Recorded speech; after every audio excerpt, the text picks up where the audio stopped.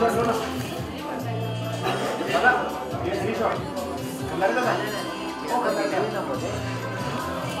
दिलेले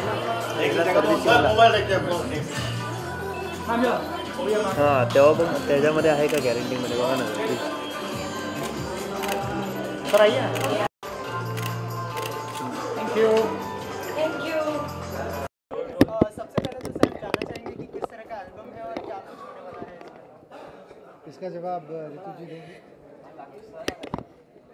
ये सुनने के बाद आप लोगों को पता चलेगा किस तरीके का एल्बम है. हम ये बता सकते हैं कि हमने कोशिश की है, बहुत अच्छी गज़लों को चुना है, उनको सुरों में पिरोया है और रूप जी ने अपने हाथ देके इस एल्बम को सौभाग्यशाली बना दिया है. और बाकी सुनने के बाद आपको पता चलेगा कि क्या है. जी, आपकी तरफ से क्या कुछ एफर्ट डाला है आपने इस गज़ल में? बहुत ही अच्छी कंपोजिशन है और बहुत ही खूबसूरत लिखा है मदन पाल अमृतसरी जी ने, जो मेरे बड़े पुराने मित्र हैं. और मैं इसमें गेस्ट आर्टिस्ट का रोल अदा कर रहा हूँ. मेरी 2 गज़लें हैं, लेकिन मैं शुक्रिया अदा करता हूँ कि इन्होंने मुझे इस लायक समझा. इससे पहले इनका एल्बम उस्ताद गुलाम अली खान साहब के साथ में भी रिलीज़ हो चुका है, तो ये मेरे लिए भी बहुत बड़ी बात थी. और इसका बहुत ही खूबसूरत वीडियो आप देख रहे हैं. हमारे डायरेक्टर साहब हैं सुमित जी, जो ऋतु जी के बेटर हाफ हैं. इस वक्त मैं कबाब में हड्डी हूँ, वो अलग बात है, लेकिन इन्होंने बड़ा ही खूबसूरत वीडियो किया है. और आज के दौर में क्योंकि गज़लों को बहुत ज़्यादा प्रमोट नहीं किया जा रहा है, तो जो भी है वो पॉप ज़्यादा चल रहा है या फिल्म म्यूज़िक जो है वो बहुत ज़्यादा डोमिनेटिंग है. तो ऐसे दौर में गज़लों के लिए कुछ करना, तो हम लोग हमेशा उसके लिए तैयार हैं. सर थोड़ा डिफिकल्ट भी है. प्रमोशंस की बात है, प्रमोट नहीं हो रहे तो कैसे प्रमोट करेंगे, कैसे लोगों तक पहुंचाएंगे आप लोग अपनी गज़लें, क्योंकि आपने हमें खुद ही जवाब दे दिया है. देखिए, हम आपको इंटरव्यू इसीलिए दे रहे हैं कि आप ज़्यादा से ज़्यादा ये इंटरव्यू दिखाएं और लोगों को ये इस बात का अवेयरनेस हो कि अच्छा ऐसा गज़लों का कोई एल्बम रिलीज़ हुआ है, क्योंकि लोगों को पता ही नहीं चलता. एल्बम आते हैं, रिलीज़ होते हैं, और क्योंकि पब्लिसिटी नहीं होती, कोई ऐसा प्रोग्राम नहीं है कि जिसमें गज़लें बजाई जाएं. एक टाइम था जब फिल्मी गानों के साथ में गज़लें भी बजाई जाती थी. जब हमारा कोई एल्बम आता था तो वो दिलर मेहंदी बाजी का उनका पॉप बजता था, उसके साथ हमारी गज़लें भी बजती थी, तो सब म्यूज़िक एक साथ बजता था. लेकिन अब चैनल पे जो है वो एक कैटेगरिकली उसको बिल्कुल हटा ही दिया गया है कि गज़ल को जो है बहुत ज़्यादा प्रमोट नहीं. हर दौर वापस आ रहा है, देखा जाए तो अब सिंगल्स भी आ रही हैं जो पहले काफ़ी होती थी. तो क्या लगता है आपको कि इस टाइम के बाद फिर गज़ल का टाइम आने वाला है? जी, आपके मुंह में घी शक्कर आ जाए तो बहुत अच्छी बात है. हर आर्टिस्ट, हर कलाकार, देखिए गज़ल क्या है, ये हमारा कल्चर है, ये हमारी संस्कृति है ना. आप अपने बच्चों को क्या सिखाना चाहते हैं? 4 बोतल वोडका सिखाना चाहते हैं, या आप उसको मैं क्या कहूँ, इससे भी अश्लील गाने. रूप सर, जैसे 1 महीने में 10 गाने ये वोडका से रिलेटेड आएंगे तो अपने प्रमोट होंगे, तो आप क्यों नहीं 10 एल्बम अपनी रिलीज़ करते हैं हर महीने, तो वो ऑटोमेटिकली वो प्रमोट. देखिए, उसके लिए पैसा चाहिए, उसके लिए प्रमोटर्स चाहिए, उसके लिए कंपनी का बैकअप चाहिए. अब क्या है कि यहाँ तो एक भेड़ चाल है कि जिस तरह का संगीत चला वो चला. जी, और एक ये भी है ना, वोडका के लिए आपको फाइनेंसेस एकदम खड़े मिल जाते हैं. गज़ल में कोई पैसे लगाने के लिए तैयार नहीं होता. हम ये एक्सेप्ट कर सकते हैं कि कभी गज़ल्स में भी वोडका का शब्द आए तो लोग उसे भी एक्सेप्ट करें. नहीं, गज़ल में तो शराब पहले ही आती है. शराब पहले ही आती है. गज़ल तो शराब से गज़ल है. बिल्कुल. अगर पब्लिसिटी की बात करें, जैसे आपने कहा पब्लिसिटी नहीं मिल पाती, तो एक जो आप गज़ल गा रहे हैं उसका एक पैरा सबके साथ सुना दिए. नहीं, अभी आप उसका वीडियो भी देखेंगे, और वीडियो देखेंगे उससे पहले हम चाहेंगे डायरेक्ट आपके सुनना कुछ अल्फाज. सबसे पहले इस एल्बम के जो म्यूजिक डायरेक्टर हैं जिन्होंने संगीत दिया है, उनसे तारुफ करवाना चाहते हैं. आप डॉक्टर रवि भटनागर हैं. ये आगरा से हैं और बहुत ही खूबसूरत कंपोजिशन है, और मैं इनकी इजाज़त लेकर के आप लोगों के लिए इसका मुखड़ा मैं सुनाता हूँ. बिल्कुल. हम बोलने वाले. जिंदगी रोज नए रंग में ढल जाती है, कभी दुश्मन तो कभी दोस्त नजर आती है. जिंदगी रोज नए रंग में ढल जाती रूप जी इतने बड़े अंतराल के बाद ये एल्बम आया है, उसमें भी आपके सिर्फ 2 गाने, तो ये नाइंसाफी नहीं होगी आपके चाहने वालों के साथ? ना जी, देखिए कुछ ना कुछ आता रहे, क्योंकि ये एल्बम ऋतु जी का एल्बम है और इन्होंने इसमें 2 गज़लें जो हैं वो डुएट की शक्ल, मतलब एक मेरा सोलो है और एक डुएट है, तो ये भी ज़रूरी है कि कुछ तो नहीं होने से कुछ तो बेहतर है। इससे पहले हम लोगों का एल्बम जनवरी में हमने रिलीज़ किया था ज़िक्र तेरा, और जो हमने जगजीत जी को डेडिकेट किया। उसके बाद हमारा ये एल्बम ऋतु जी के साथ में मेरा एल्बम आ रहा है, और इसके बाद हम फिर एक दिसंबर में ज़िक्र तेरा पार्ट 2 जो है वो अभी रेडी है, वो भी रिलीज़ करना है। तो हम अपनी तरफ से हम कोशिश करते हैं कि गज़लों को जितना ज़्यादा से, क्योंकि गज़लों का एहसान है हम पर, आज हम जो भी हैं वो गज़लों की वजह से ज़िंदा हैं। गज़लों की उंगली पकड़ के हम बड़े हुए, उसने हमें संभाला, उसने हमें रोज़ी रोटी दी। तो फिल्मी गाना तो बहुत बाद में आया, जब मैंने गाना शुरू किया 85 से, तो गज़ल का ही सहारा था। तो हमें ऐसा लगता है कि गज़ल के लिए अब हमें सब कलाकारों ने मिल के कुछ करना चाहिए। तो पंकज भाई ख़जाना प्रोग्राम करते हैं, जिसमें सारे गज़ल कलाकार जो हैं वो जुड़ जाते हैं, और वो कैंसर सोसाइटी के लिए बड़ा ही अच्छा प्रोग्राम होता है। तो हर कलाकार अपनी अपनी तरफ से कोशिश कर रहा है, लेकिन मुझे लगता है जैसे आपने कहा कि ये दौर जो है फिर से आएगा इंशाल्लाह। आपकी आवाज़ में जी ने गा दिया मैं आप अपनी आवाज़ में। मैं भी आपको इसी एल्बम की एक गज़ल सुना देती हूँ। ये मेरी सोलो है, जो रूप जी ने गाई, वो हमारी प्रमोशन वाली गज़ल है। तुझ तक पहुँचे आहे मेरी, तुझ तक पहुँचे आहे मेरी, तब समझे तू चाहे मेरी, तुझ तक पहुँचे आहे मेरी। बहुत बहुत शुक्रिया, आप लोग सब आए, पधारे, और आप लोग बस इसको ज़्यादा से ज़्यादा प्रमोट करें, यही हमारी रिक्वेस्ट है, गुजारिश है। Thank you.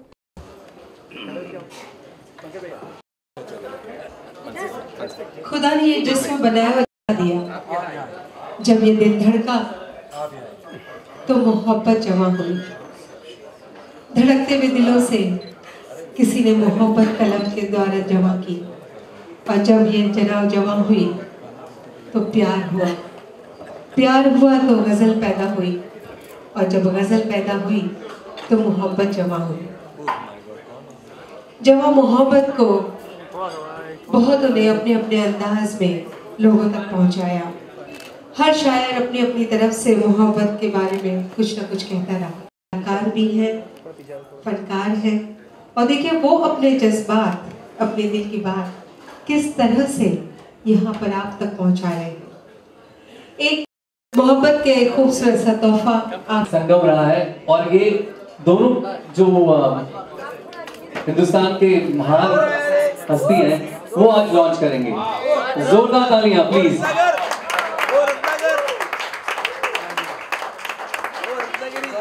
सर थोड़ा बैक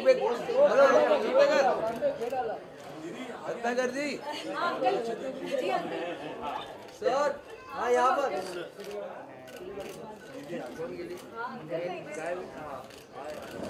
हाँ जी।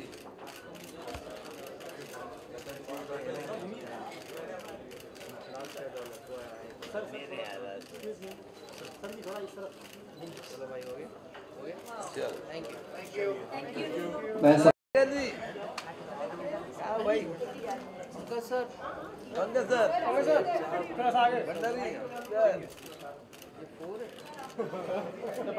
भटनागर जी लेस है ना, भटनागर जी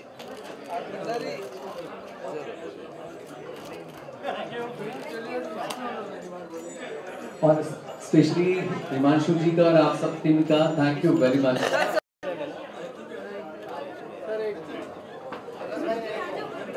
भाई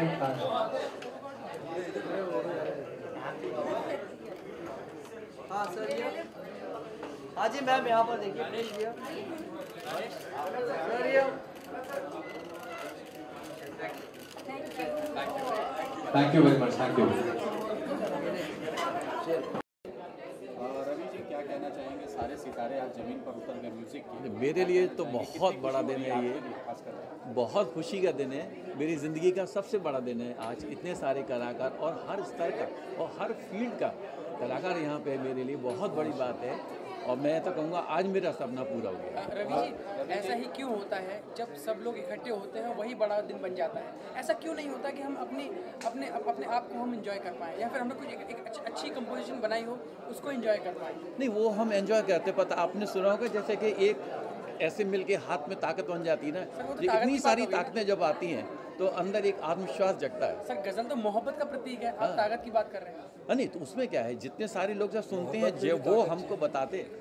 मैं बताऊं, ये जो एल्बम बना है, ऋतु हो या रूपकुमार राठौड़ हो, अगर रवि साहब की कंपोजिशंस नहीं होती और मदन पाल का वर्ड अच्छे लिरिक्स नहीं होते तो ये एल्बम नहीं बन सकता था। और सबसे अहम इस एल्बम का जो हीरो है रवि साहब हैं, जिन्होंने इतनी अच्छी कंपोजिशन की। और ये मैंने पहले भी बोला, इससे पहले भी सिंगर के साथ खड़ा था, लेकिन मैं बोला इनकी वजह से ये एल्बम बहुत खूबसूरत बना है। मेरी बहुत बहुत शुभकामनाएं। जी अगर बात करें रूपकुमार राठौड़ जी की, तो म्यूजिक का गंगा उनके अंदर खुद समाया हुआ है जी, और उन्होंने आपको ये मौका दिया म्यूजिक करने के लिए। जी हाँ नहीं, मेरे लिए मैंने कहा आज बहुत बड़ा दिन है, इतने बड़े कलाकार, और सबसे बड़ी बात है कि वो परंपरागत संगीत से जुड़े हुए हैं और मैं भी क्लासिकल में ही हूँ, तो मेरे ही क्षेत्र के ही हैं वो, उन्होंने इस चीज़ को गाया, तो मेरे लिए बहुत बड़ी बात है कि रूप जी ने उसको, और मेरी जो सोच थी उसको उन्होंने अपने रंग में ढालकर एक नया जो रूप दिया, वो मेरे लिए बहुत बड़ी बात है। परसेप्शन की बात करें, परसेप्शन ये थॉट कहाँ से आया और कैसे, क्या है परसेप्शन के पीछे क्या है? ना नहीं, ये थॉट तो ऋतु जी का ही है, उन्होंने सोचा हुआ था, सही बात है कहूँगा। रवि जी, जो भी कंपोजिशंस हैं, जो भी गज़लें हैं जी, इनकी ये जो कंपोजिशन आपने कब तैयार कर ली थी, या आपको पता चला कि आपको एक नई एल्बम रिलीज करनी है तो अभी के अभी बनाना पड़ेगा, या फिर आपने पहले से तैयारी कर रखी? हाँ, कुछ गज़लें ऐसी थी जिनका बेस मैंने तैयार किया हुआ था, सिर्फ बेस? हाँ, बेस तैयार किया हुआ था, और उसके बाद कुछ इसमें नए जोड़े गए, और चूँकि उनके शब्द दूसरे थे, फिर शब्द चेंज किए गए, तो उसके अकॉर्डिंग उसको धुन को भी चेंज किया गया, तो ऐसा इसमें नयापन डाला गया है। तो कहीं ना कहीं आपको ऐसा नहीं लगा कि सिर्फ एक सीडी को या एक एल्बम को कंप्लीट करने के लिए जल्दी कुछ कर देना चाहिए, या आपने अपना पूरा टाइम लिया, अपना पूरा वक्त लिया कि ऐसा ही करना चाहिए? बिल्कुल पूरा वक्त लगाया इसमें, बहुत सोच के, और ये सोच के कि एक अच्छे स्तर पर ले जाना है, इसके लिए पूरी संगीत की ताकत झोंकी है मैंने इसमें। और अच्छा एल्बम बनने के लिए समय मायने ही नहीं रखता, उसमें समय लंबा भी लग जाता है, बहुत जल्दी बन जाता है, लेकिन मैंने देखा है कि ये एल्बम जो बना है इनकी मेहनत से लाजवाब बना है। हमसे बात करने के लिए बहुत बहुत धन्यवाद। Thank you. मैम, जैसा कि आपने बताया कि गज़ल को प्रमोट किया जा रहा है, आप कहाँ तक सहमत हैं कि मतलब गज़ल अपने आप में एक दौलत है, एक कीमत है उसकी? देखिए खजाने को अगर एक ट्रंक में बंद करके रखेंगे तो उसका कोई फ़ायदा नहीं है ना। और जीतू भाई आ गया, ये देखिए इनका बहुत बड़ा हाथ है, ये मेरे बड़े भाई हैं, और मुझे बड़ी खुशी हुई जब इनका कॉल आया कि गज़लों को लॉन्च किया जा रहा है। आज रूप जी और ऋतु जी को मैंने सुना नहीं है, पर उनके बारे में सुना है, वो भी सुन लूँगी, अब एल्बम मेरे हाथ में है। बट ये जहाँ तक आप कह रहे हैं कि मैं सहमत हूँ, तो मैं क्या, जो भी देख रहा है आज मंच पे, देखिए सब सहमत है, तभी तो यहाँ मंच पे खड़े सपोर्ट करने के लिए। तो आप कह रहे थे कि वो अपने आप में ही एक ख़जाना, तो ख़जाने को ट्रंक में नहीं बंद करके रखना चाहिए, उसे बांटना चाहिए और फैलाना चाहिए ताकि और बढ़े। ये तो जितना फैलाइए संगीत का खजाना तो उतना और बढ़ता है। मैम, गज़ल को फैलाना पड़ रहा है, जब तक एक जगह पड़ी रहेगी तो क्या फ़ायदा?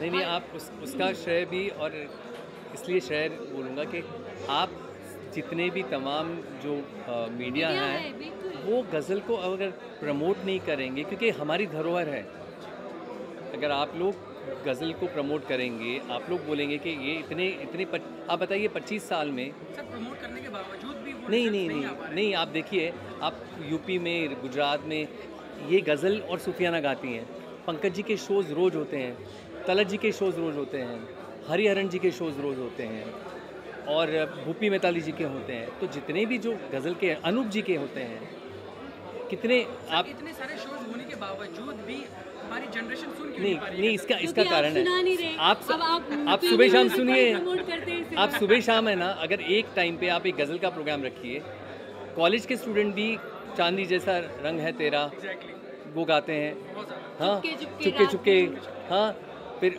ये जो इन्होंने सुफियाना गाया है हर फिल्म में, आज भी बच्चे छोटे जो पैदा हुए हैं वो भी इनका गाना गाते हैं। ज़िंदगी भी जब भी बज़्म में तेरे आती है, हमें तलत जी का गज़ल गाते हैं, भूपी जी का गाते हैं, हरी जी का गाते हैं, अनूप जी का गाते हैं। कैसे गाते हैं? बच्चे गाते हैं ना, बड़े वाले तो नहीं गाते हैं ना, सुनेंगे तो ही गाएंगे। तो पुराने गाने आप लोगों का ज़्यादा रोल है चाहिए कि आप लोग और लहरें आप लोग जितने भी सारा है, लहरें हैं और सारे चैनल्स हैं, सभी चैनल्स हैं। हाँ, इसको आप लोग अवेयरनेस लेके आइए, आप लोग एक काम करिए, मैं आपको एक ऑन रिकॉर्ड बोल रहा हूँ, आप एक ऐसा शो करिए, कॉलेज में शो करिए, हम आर्टिस्ट आएंगे वहाँ गाएंगे, आप खुद देखिए कि कॉलेज में कितने लोग इन सब को सुनने आते हैं या नहीं आते हैं। नहीं ऐसा आप इनके अकेले के पीछे मत पड़िए, ये तो जो बाहर से सुन रहे हैं वो बोल रहे हैं, बट हमारा मकसद ये है कि अगर एक फूल खिलाया है तो उसमें आप पानी भरें, उसको खाद दें, उसको सींचें और बड़ा पेड़ बनाएं, जैसा कि तलत जी ने पहले बोला। अच्छा मैम, मेरा क्वेश्चन आपसे ये है कि कोई फिल्म आपको ऑफर होती है और आपको उसमें एक ही गाना गाना है, बट उसमें आपको सिलेक्ट करना है कि एक पैपी नंबर है और एक गज़ल है, तो आप किसको चूज़ करेंगे? नहीं, मैं यहाँ पे आपका वैसे मैं इसके लिए स्पेशली मेरे घर पे आप आके पर्सनल इंटरव्यू लीजिए, आज हम अपनी गज़लों की बात करेंगे। हाँ। मेरी बात नहीं। तो मैम जो ये गज़लें हैं आपने सारी तो नहीं सुनी होंगी, लेकिन जो भी मैंने एक भी नहीं सुनी, अभी लॉन्च हुआ है ना, अब सुनाएंगे। जो भी आपने सुनी, आप बहुत गहराई में चले गए हैं। फिलहाल आप पर्सनल, आपने मुझे आते ही बोला कि आप मेरे गाने के बहुत फ़ैन हैं और मेरा मौला करम हो करम इसके फ़ैन हैं, तो सोचिए मेरी रूह कैसी होगी। तो बस ये जब भी गाती हैं वो रूह में डूब के गाती हैं, क्योंकि जब तक डूबेगी नहीं आर्टिस्ट गाएगा नहीं। ये एक ऐसी फनकारा हैं जो डूब के अंदर गाती हैं और वो अंतर आत्मा से जो निकलता है वो दिल को लगता है। बस आप ये इसका नाम है ऋचा शर्मा। सबसे यही मेरी रिक्वेस्ट है कि आप अच्छे संगीत को, अच्छे म्यूजिक को सपोर्ट करिए, प्रमोट करिए, कोई भी हो, कोई भी। Thank you so much ma'am, thank you so much sir. Thank you हमसे बात की इसके लिए बहुत बहुत धन्यवाद। शुक्रिया।